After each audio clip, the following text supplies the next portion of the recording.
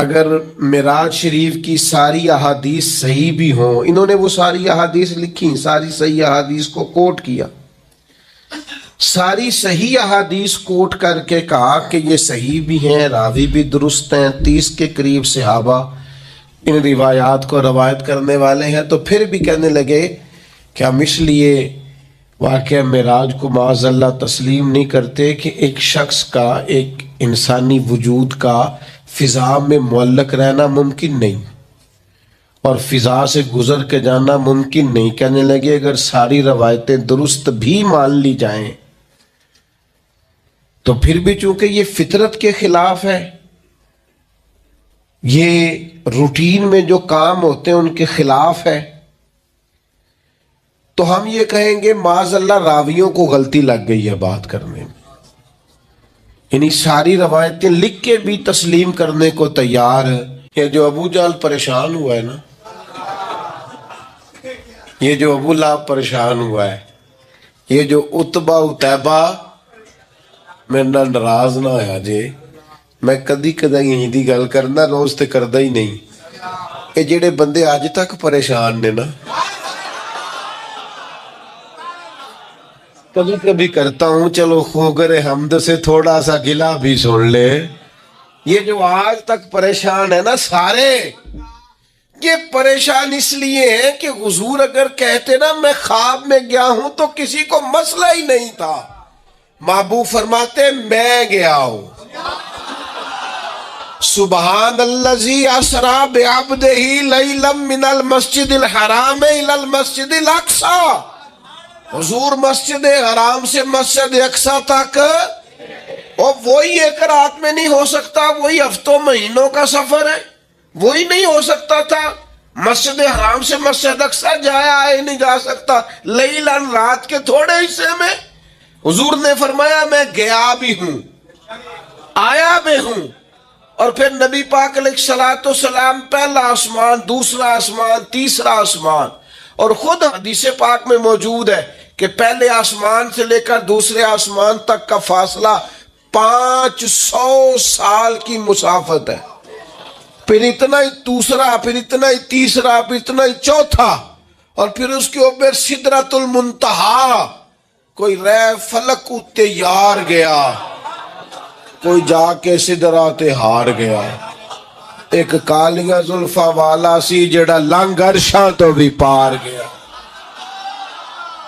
یہ جو حضور نے فرمایا، اگر محبوب کہتے نا میں خواب میں گیا ہوں تو کسی نے پریشان، یہ سارے تو پریشان رہے ہیں، چلے ناراض کون صاحب نے ہونا ہے، گھر والی بات ہے، سارے پریشان رہے ہیں اور سارے پریشان ہیں تو کسی وجہ سے ہی ہے نا۔ اگر محبوب فرماتے خواب میں گیا ہوں تو انہوں نے پریشان، یہ جو پریشانی ہے نا یہ اسی بات کی ہے کہ محبوب فرماتے میں گیا ہوں۔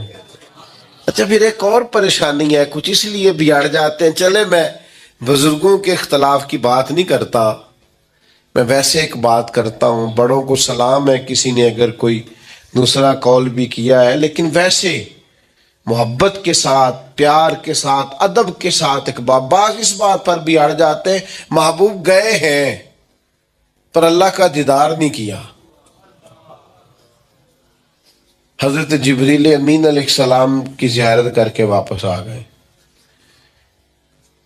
تو یہ تو نہیں ہو سکتا کہ میں آپ کو بلاؤں اور آپ سے ملوں ہی نہ۔ اور پھر شیخ محقق شاہ عبد الاقصی محدث دہلوی رحمۃ اللہ لکھا ہے حضرت جبریل علیہ السلام کسی نبی کے پاس 2 دفعہ گئے، کسی کے پاس 4 دفعہ گئے، کسی کے پاس 6 دفعہ گئے، نبی کریم کی بارگاہ میں حضرت جبریل 24,000 مرتبہ حاضر ہوئے، تو وہ تو روز یہاں آئے ہوتے تھے، ان سے ملنے جانا تھا، ان سے ملنے جانا تھا، محبوب تو گئے۔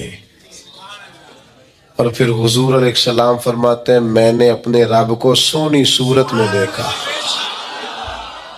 اور نبی پاک فرماتے ہیں رب نے اپنا دست مبارک میری پشت پہ رکھا، اس کی ٹھنڈک جو اس کی شان کے لائق پشت پہ رکھا، اور اس کی ٹھنڈک میں نے سینے میں محسوس کی، اور حضور فرماتے ہیں جب اللہ نے وہ دست مبارک رکھا تو پھر میں نے مشرقوں کو بھی جان لیا اور مغربوں کو بھی جان لیا، پھر سارے علوم مجھ پر واضح ہو گئے۔ ابن یعقوب کو اللہ نے صورت بخشی، ید بیضا کی کلیم اللہ کو نعمت بخشی، اور جناب عیسیٰ کو مسیحائی کی دولت بخشی۔ ہر نبی کو کوئی عزت کوئی عظمت بخشی، میری سرکار کو بے پردہ زیارت بخشی، میری سرکار کو بے پردہ زیارت بخشی۔ تو میرے عزیز یاد رکھیے گا کہ حضور کا واقعہ معراج یہ تو امت کے لیے شانوں کا باعث ہے، یہ تو عظمتوں کا باعث ہے۔ اس لیے اچھا بڑے عجیب لوگ ہیں، یہ سمجھتے ہی نہیں۔ معجزہ پتہ کسے کہتے ہیں؟ معجزہ اور کرامت کہتے ہیں خرق عادت کو۔ خرق عادت کا مطلب ہوتا ہے عادت کو پھاڑ دینا۔ جو کام عادت کے مطابق چل رہا ہو وہ کرامت اور معجزہ نہیں ہوتا، جو عادت سے ذرا ہٹ کے ہو اس کو معجزہ اور کرامت کہا جاتا ہے۔ جو روٹین میں چل رہا ہو وہ تو چل ہی رہا ہے روٹین میں۔ ہم کہتے ہیں کہ جب رب چاہتا ہے تو نبی کے ہاتھ پہ معجزہ ہوتا ہے، ولی کے ہاتھ پہ کرامت ہوتی ہے۔ آپ کہیں جناب فلانا کام فطرتاً ہو رہا تھا، اصول کے ساتھ ہو رہا تھا، تو بالکل آپ کی بات ٹھیک ہے۔ فطرت یہی ہے کہ ماں اور باپ کے ملاپ سے اولاد پیدا ہوتی ہے، لیکن اگر رب چاہے نا تو جناب عیسیٰ کو بغیر باپ کے پیدا کر دیتا ہے۔ فطرت یہی ہے کہ بچے عمر کا کچھ حصہ طے کرنے کے بعد 3-4 سال کی عمر میں جا کر گفتگو شروع کرتے ہیں، لیکن اگر اللہ چاہے تو قرآن کہتا ہے کہ جناب عیسیٰ پنگوڑے میں کہتے ہیں انی عبد اللہ آتانی الکتاب، میں اللہ کا بندہ ہوں اور کتاب لے کے آیا ہوں۔ یعنی وہ پنگوڑے میں بھی یہ گفتگو کر دیتے ہیں اگر اللہ، اسی کو معجزہ کہا جاتا ہے۔ اور کتاب و سنت اس سے الحمدللہ معمور ہے، بھرپور ہے۔ آپ کبھی غور فرماتے جائیں، دیکھتے جائیں، فطرت تو یہی ہے نا کہ مادرزاد اندھا، کوڑا، برس کے مریض، یہ سارے کسی طبیب کے پاس جائیں، ڈاکٹر کے پاس جائیں، علاج کرائیں۔ اور آج کل کی ہماری زبان کے اندر اگر کوئی شخص مریض ہے تو پہلے وہ ٹیسٹ کرائے، پھر اس کے بعد ڈاکٹر کا تجویز کردہ نسخہ استعمال کرے، آپریٹ کی ضرورت ہے تو آپریشن کرائے، پھر ٹھیک ہوگا۔ لیکن اگر چاہے نا رب اور دے اپنے نبی کو معجزہ، تو پھر قرآن کہتا ہے کہ جناب عیسیٰ علیہ السلام اگر مادرزاد اندھوں کو اور کوڑوں کو ہاتھ پھیر دیں تو اللہ شفا عطا فرما دے۔ اور یہ تیسرے پارے میں آپ کو میسر آئے گا، ملے گا۔ اصول فطرت یہی ہے، مزاج یہی ہے، روٹین یہی ہے کہ رب چاہتا ہے تو پھر ہی انسان پیدا ہوتے ہیں، اللہ چاہتا ہے تو پھر ہی حیوان پیدا ہوتے ہیں، رب چاہتا ہے تو چرندے پرندے پیدا ہوتے ہیں۔ لیکن اگر اللہ چاہے اور اپنے نبی کو معجزہ دے تو پھر حضرت عیسیٰ علیہ السلام مٹی کی مورت بنا کے پھونک دیں تو اللہ تعالیٰ اسے زندگی عطا فرما دیتا۔ اور یہ قرآن مجید ہے۔ اب وہ لوگ جو ضد کر بیٹھتے ہیں نا معجزے کے مقابلے میں کہ میری عقل نہیں مانتی، تو بھئی ان سے ہماری گزارش یہ ہے کہ بہت سارے لوگوں کی عقل تو خدا کو بھی نہیں مانتی معاذ اللہ،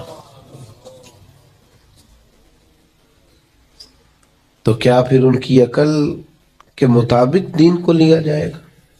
پھر یہ کیا کہہ دیا جائے گا کہ چونکہ تیری عقل میں نہیں آتا تو لہذا ہے ہی نہیں معاذ اللہ۔ تو معجزہ جو ہوتا ہے نا، معجزہ وہ اللہ کی عطا سے نبی کا کمال ہوتا ہے۔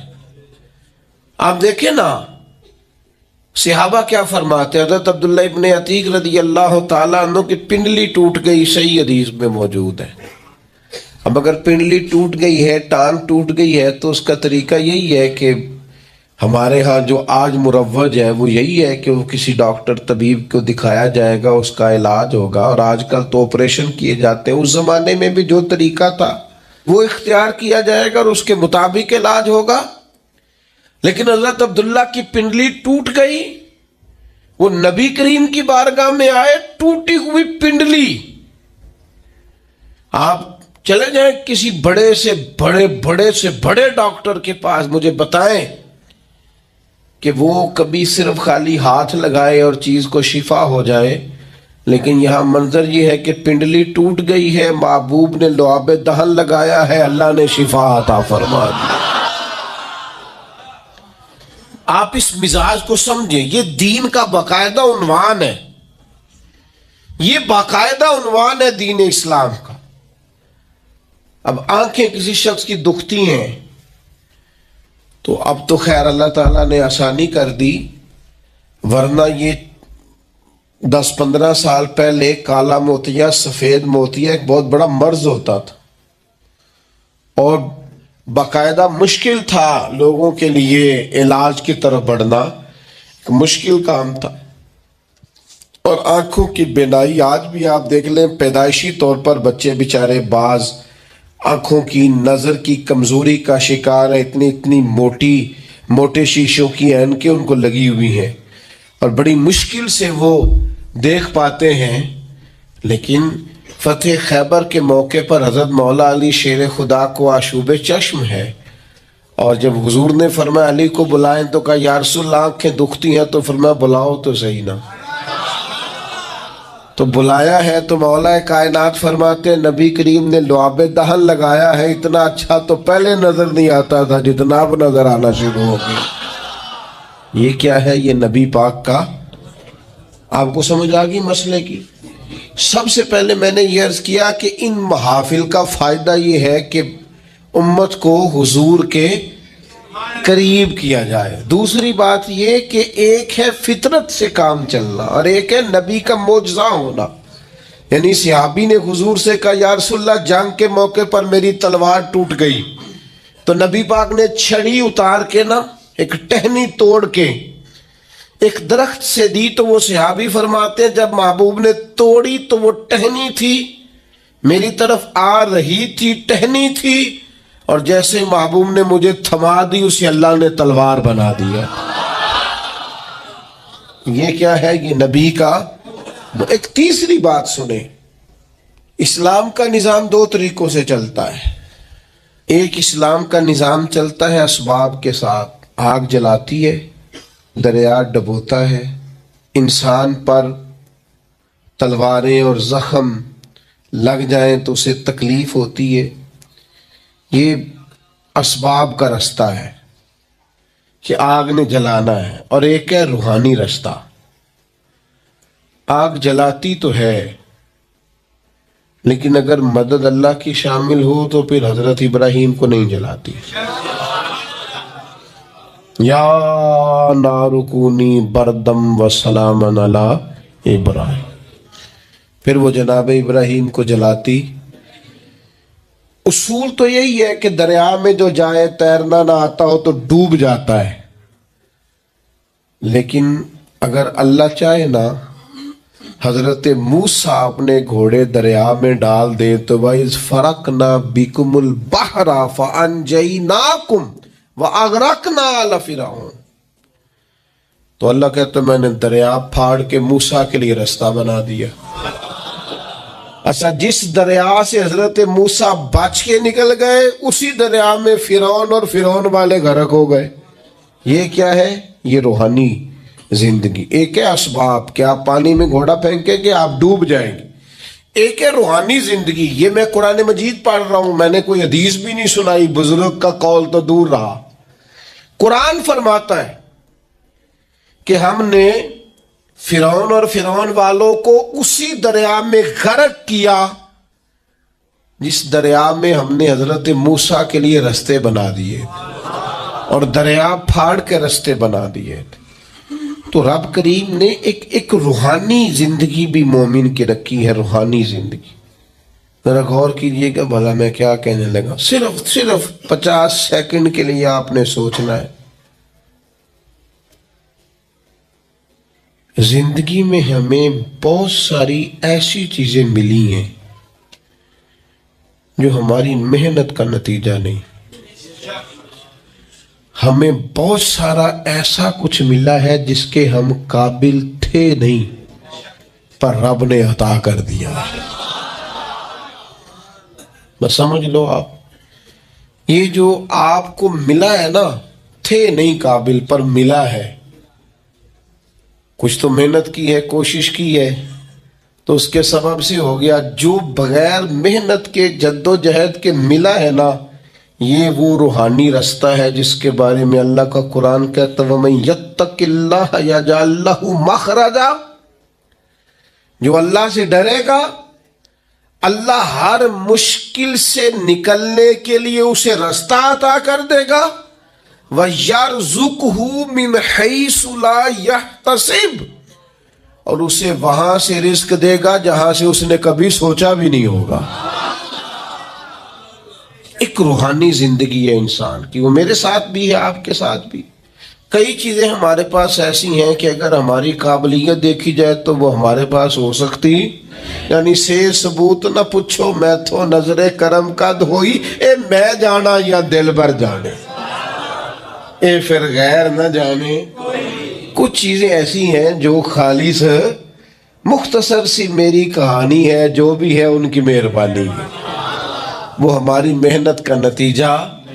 یہ روحانی زندگی ہے. روحانی زندگی کو سمجھو، ایک روحانی نظام ہے اللہ کا، اس نے بنایا ہے. صحابہ فرماتے ہیں جنگ بدر کا موقع تھا، اللہ کے فرشتے آئے ہوئے تھے. قرآن کہتا ہے فرشتے آئے ہوئے تھے.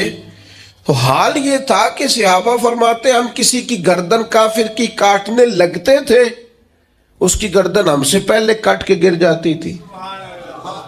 یہ کیا ہے؟ یہ اللہ کا روحانی نظام ہے، اس نے بنایا ہے. آپ کے اور میرے ساتھ یہ نظام وابستہ ہے. اب چوتھی بات سمجھیں، چوتھی بات سمجھیں. جو جتنا بڑا ہوتا ہے نا،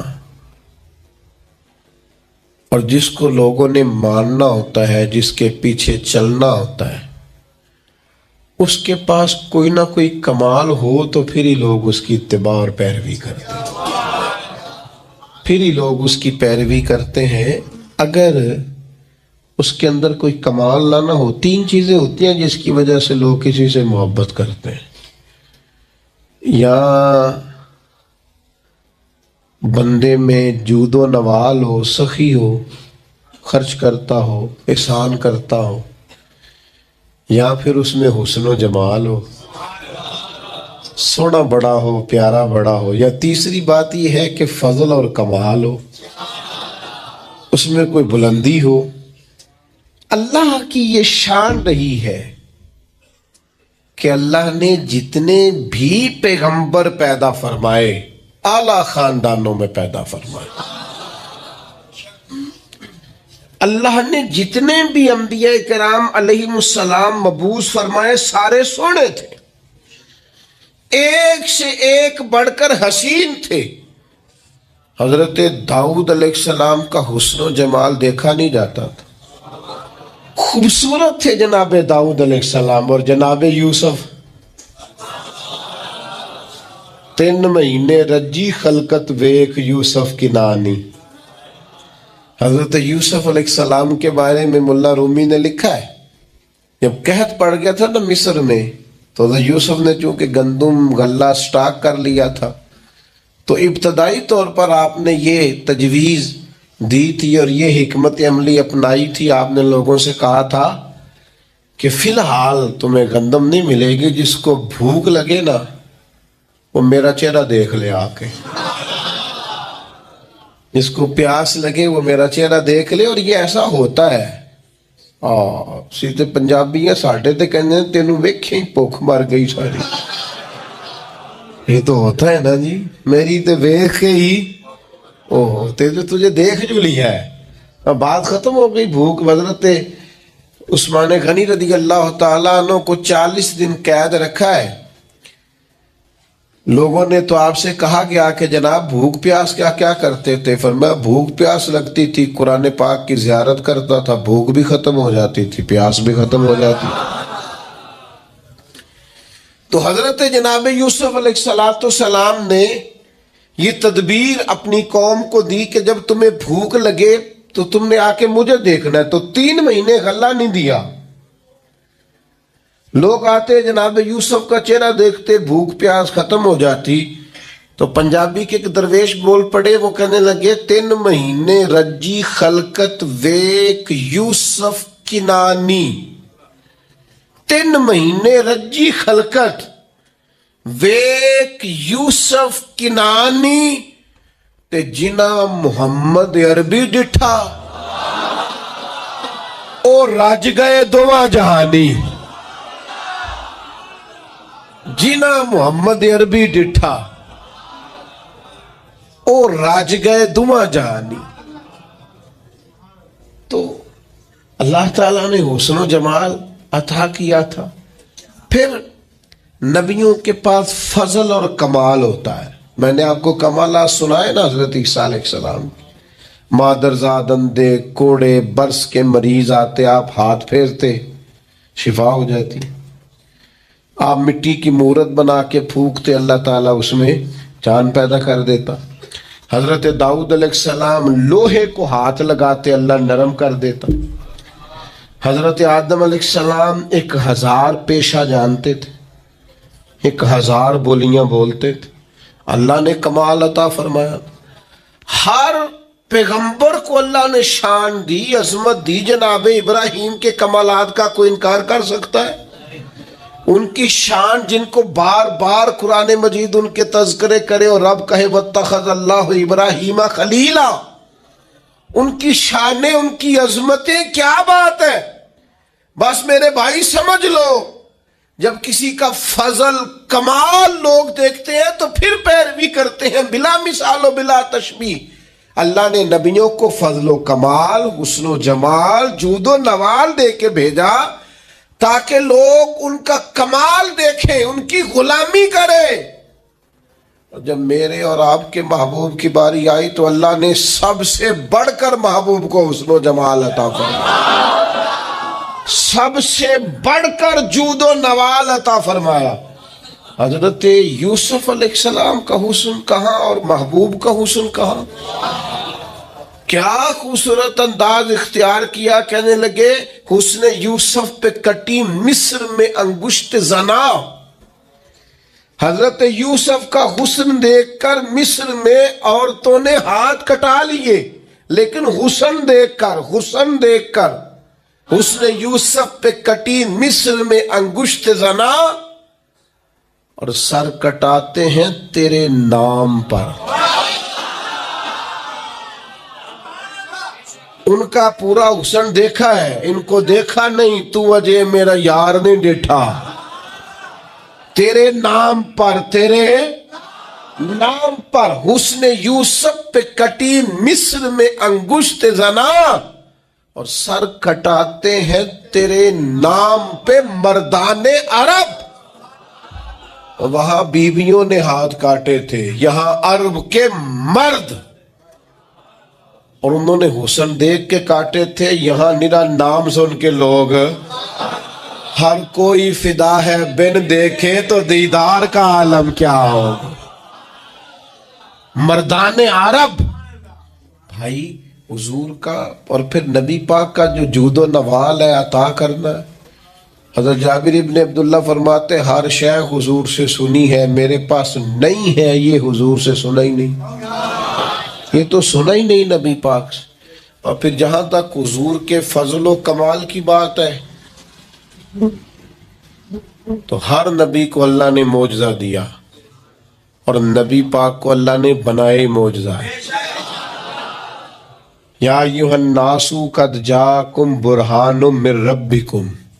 حضور کا ایک ایک بال معجزہ ہے، آنکھ معجزہ ہے، کان معجزہ ہے، لبہائے مبارک معجزہ ہے، لعاب دہن معجزہ ہے، نبی پاک علیہ السلام کی زلف عنبری معجزہ، محبوب کی نظر مازاغ معجزہ، دست ید اللہ معجزہ، چہرہ وجہ اللہ معجزہ، نبی پاک صلی اللہ تعالی علیہ وسلم کا سج دھج کے آنا اور میلاد ہونا یہ بھی معجزہ، اور سج دھج کے عرش پہ جانا اور معراج ہو جانا یہ بھی معجزہ۔ اللہ نے دیے معجزے انبیاء کو، خدا نے میرا نبی معجزہ بن کے آیا۔ اللہ نے محبوب کو معجزے دیے اور اتنے بڑے بڑے معجزات دیے، اتنے بڑے بڑے۔ میں کیسے آپ کی خدمت میں یہ بات عرض کروں، اتنا عظیم معجزہ ہے نا واقعہ معراج۔ امت کو چاہیے تھا کہ یہ ہر روز جب بھی کوئی کہتا نا ہم نے بڑی ترقی کی ہے تو ان کو کہنا چاہیے تھا اصل تو ہمارا حق ہے ترقی میں آگے بڑھنے کا، اس لیے کہ ہمیں ان رستوں کا مسافر بننا ہے جن رستوں پہ نبی پاک نے ہمیں چلنے کا کہا ہے۔ تو میرے عزیز بھائی، محبوب کو اللہ تبارک و تعالی نے معراج عطا کی۔ اب وہ معراج میں بھی نا بندے بڑے پریشان ہیں، میں بات سمیٹنا چاہتا ہوں۔ اب زمانہ ہو گیا، ایک گروپ پہ میں نے جمعے میں کہا تھا کہ اب ہر سال نہیں ہم دلیلیں دینا چاہتے کہ حضور خواب میں گئے ہیں کہ حقیقت میں گئے ہیں۔ یہاں عجیب منظر ہے، بعض لوگ نہ کہتے ہیں جی نبی کریم نے سارے معراج جتنے بھی محبوب کو یہ معراج ہوا یہ خواب میں ہوا ہے۔ میں اگر کہوں کہ میں نے رات کو خواب دیکھی ہے، میں پاکستان کا صدر بن گیا ہوں، تو آپ کو کوئی اعتراض ہے اس بات پہ؟ خواب جو کسی نے کوئی اعتراض ہے؟ ویسے میں کہوں یہاں کھڑا ہو کے کہ میں صدر ہوں تو آپ کو اعتراض ہے، کیونکہ جناب آپ صدر نہیں ہے۔ میری بات کی سمجھ آ رہی ہے؟ کوئی شخص آپ میں سے اٹھ کے کہے کہ میں نے خواب دیکھی ہے، رات خواب میں یہاں سے نکلا ہوں، امریکہ گیا، وہاں سے برطانیہ آیا، وہاں سے ہالینڈ چلا گیا، وہاں سے افریقہ کے جنگل دیکھے، وہاں سے میں عرب آ گیا، میں نے جو ہے وہ دبئی اور مسقط اور یہ سارے ریگستان دیکھے، اور پھر میں اللہ نے مجھے موقع دی اور مجھے حرم کی حاضری نصیب ہوئی خواب میں سارا دیکھ کے آیا ہوں۔ تو آپ کو کوئی اعتراض ہے؟ کیوں جی؟ کیونکہ اور اگر وہ کہے حقیقت میں صبح نکلا اور یہاں سے امریکہ گیا اور وہاں سے میں افریقہ آیا، وہاں سے برطانیہ، یورپ، یہ ہنسانے کو نہیں کہہ رہا، سمجھانے کو کہہ رہا، وہاں سے پھر میں سارا عرب گھوم کے شام تک گھر آ گیا، صبح نکلا، تو آپ مان لیں گے؟ کیوں؟ یہ ممکن ہے؟ آپ کہیں گے میاں صرف امریکہ کی فلائٹ اگر یہاں سے ڈائریکٹ بھی کو جائے تو 14-15 گھنٹے کی، تو آپ تو ایک دن بھی بمشکل وہاں پہنچیں گے، صبح سے شام تک میں۔ آپ وہاں سے واپس کیسے آ گئے اور وہاں بھی چلے گئے اور یہاں بھی چلے گئے؟ یہ ممکن ہے؟ پریشانی ہوتی تب ہے جب کو کہتا ہے میں حقیقت میں گیا ہوں۔